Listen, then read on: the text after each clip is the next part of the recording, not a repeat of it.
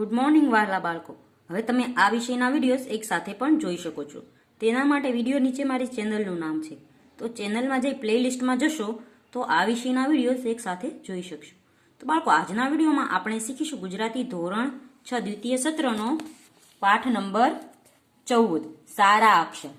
સારા અક્ષર એટલે કે ખૂબ સરસ અક્ષર. આપણને ખબર છે બધા વિદ્યાર્થીઓના અક્ષર એક સરખા હોતા નથી. કોઈકના સારા હોય છે, કોઈકના થોડાક સારા હોય છે, કોઈકના ખરાબ હોય છે. તો અહીં આખો પાઠ છે તે એક સારા અક્ષરો વિશે નો છે કે સારા અક્ષરો કેવી રીતે નીકળે, સારા અક્ષરો કરવા માટે આપણે શું કરવું પડે. અને આ પાઠની લેખિકા છે પિંકી બહેન પંડ્યા. તો આપણે ગાંધીજી પણ કહે છે કે સારા અક્ષર કાઢવા જોઈએ. ગાંધીજીના અક્ષર આપણને બધાને ખબર છે કે ખરાબ હતા, પણ ગાંધીજી જ્યારે મોટા થયા ત્યારે તેને પોતાની આત્મકથા સત્યના પ્રયોગમાં લખ્યું હતું કે ખરાબ અક્ષરો એ અધૂરી કેળવણીની નિશાની છે. એટલે અધૂરી કેળવણી એટલે કે આપણી શિક્ષા જો પૂર્ણ ન થઈ હોય તેની નિશાની છે કે ખરાબ અક્ષરો. એટલે આપણે જો પૂર્ણ કેળવણી જોઈતી હોય તો આપણે અક્ષરો પણ સારા કાઢવા જોઈએ. જો ખરાબ અક્ષરો કાઢીએ તો આપણે સાચું લખ્યું હોય તો તે શિક્ષક વાંચી ના શકે અને આપણા માર્ક્સ કપાઈ જાય. એટલા માટે આપણે જો સારા અક્ષરે લખીશું તો શિક્ષક સરખી રીતે વાંચી શકશે અને આપણને પૂરેપૂરા માર્ક મળશે. એટલે આ પાઠમાં આપણે એ જ શીખવાનું છે કે સારા અક્ષરોથી શું થાય છે અને ખરાબ અક્ષરોથી કયું નુકસાન થાય છે. તો હાર્દિક, મેહુલ તું તો લેસન કરવા બેસી ગયો, ચાલને રમવા, બધા જ તારી રાહ જુએ છે. મેહુલ, આ લેસન પૂરું થઈ જાય એટલે શાંતિ ને. હાર્દિક, અરે વાહ, તારી નોટના પાના કેવા મસ્ત છે, લીસા લીસા. હવે મને ખબર પડી કે સાહેબ કાયમ તારી નોટ જ ક્લાસમાં કેમ બતાવતા હશે. મેહુલ, મારી નોટમાં લીસા પાના છે એટલે કઈ સાહેબ ક્લાસમાં નથી બતાવતા, પણ મારા અક્ષર સારા છે અને નોટમાં હું છેકછાક નથી કરતો ને એટલે સાહેબ બધાને બતાવે છે. તો હાર્દિક કહે છે, હા, પણ લીસા અને સરસ પાના હોય તો અક્ષર સરસ જ આવે ને, લખવાની પણ મજા આવે.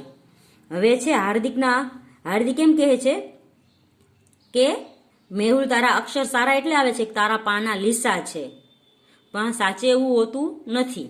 મેહુલ, લીસા પાના હોય એટલે અક્ષર સરસ આવે એવું ન હોય. સોનલ, અરે હાર્દિક, તને આ મેહુલને બોલાવવા મોકલ્યો ને, તું જ અહીં બેસી પડ્યો. બધા ભીલ્લું પણ નક્કી થઈ ગયા છે, બધા તમારી વાટ જુએ છે. તો ભીલ્લું એટલે કે આપણે જે ટુકડી પાડીને રમતા હોય ત્યારે બબેની ટુકડી પાડીએ તો ત્યારે સોનલ કહે છે કે આપણે બધાની બબેની ટુકડી પડી ગઈ છે, તું અહીંયા એને બોલાવવા આવ્યો અને તું એની સાથે બેસી ગયો, બધા તારી રાહ જુએ છે. તો મેહુલ કહે છે, જો ને સોનું, તું જ કહે એને, આ મારી વાત સમજતો નથી. તો સોનલ કહે છે, કેમ, શું થયું?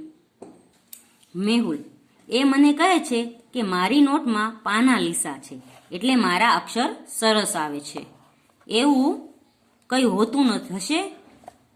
એટલે સોનલને કહે છે મેહુલ કે એને એવું લાગે છે કે પાના લીસા છે એટલે અક્ષર સારા આવે છે. તો સોનલ કહે છે, ના યાર, એવું જ ના હોય. જો ને મારા પપ્પા મારા માટે મોંઘી મોંઘી નોટ ક્યાં લાવે છે. હાર્દિક, મારા પપ્પાને તો હું કહું છું તોય નથી લાવતા. તો રાધા કહે છે, એવી બધી તો પપ્પાને ખબર પડે જ ને, એ આપણા કામનું હોય, એ મોંઘું હોય તો પણ લાવે અને કામનું ના હોય તો ના પણ લાવે, એમાં શું. તો હાર્દિક કહે છે, પણ એટલે તો મારા અક્ષર સારા આવતા નથી. એટલે હાર્દિકને એવું લાગે છે કે મારા પપ્પા મોંઘી નોટું નથી અપાવતા એટલે મારા અક્ષર સારા નથી. સોનલ, એવું કશું નહીં, મારા અક્ષર તો ગમે એના પર લખું પણ સરસ આવે છે.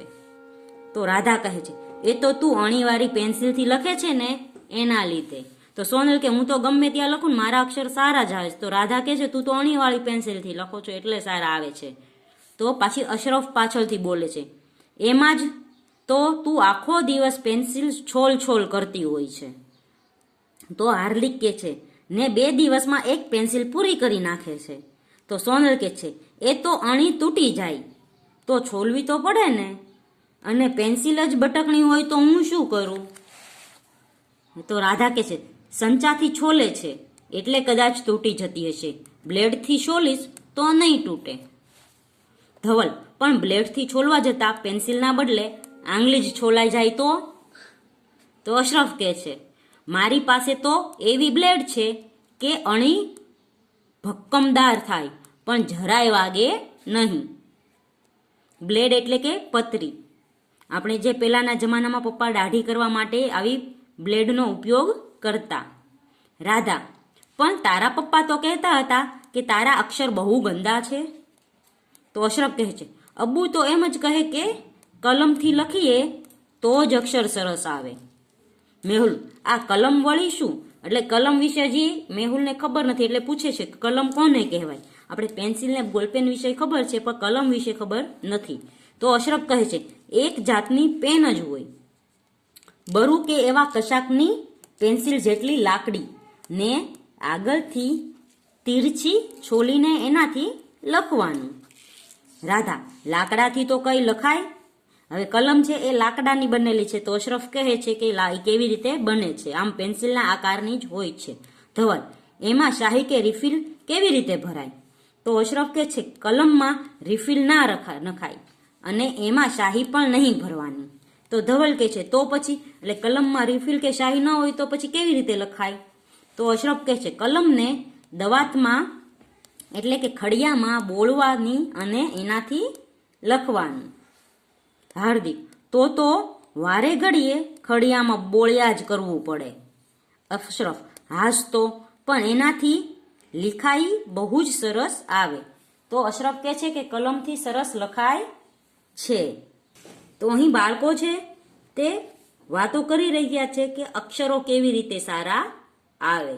મેહુલના અક્ષરો તો સારા આવે છે કારણ કે એ સુંદર રીતે લખે છે અને બીજા જે ખરાબ રીતે લખતા હોય એના અક્ષર ખરાબ આવતા હોય પણ તે છે તે પોતાના પન્નાનો દોષ કાઢે અને મોંઘી મોંઘી નોટું નથી એનો દોષ કાઢે એવું કરે છે. પણ આપણે આપણા અક્ષરો સુધારવા હોય તો આપણે જાતે જ મહેનત કરવી પડે. વારે વારે પેન્સિલ છોલવાથી કાંઈ અક્ષરો ન સુધરે અને બ્લેડથી છોલીએ તો આપણો હાથ પણ આંગળી પણ કપાઈ જાય. એટલે આપણે છે બ્લેડનો ઉપયોગ ના કરવો જોઈએ.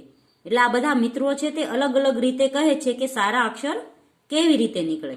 તો આપણે આવતા વિડીયોમાં અહીંથી આગળ શીખીશું અને અંતે બધાને કેવી રીતે ખબર પડે છે કે સારા અક્ષરો કેવી રીતે નીકળશે તે જોઈશું. ત્યાં સુધી ગુડ બાય, ટેક કેર.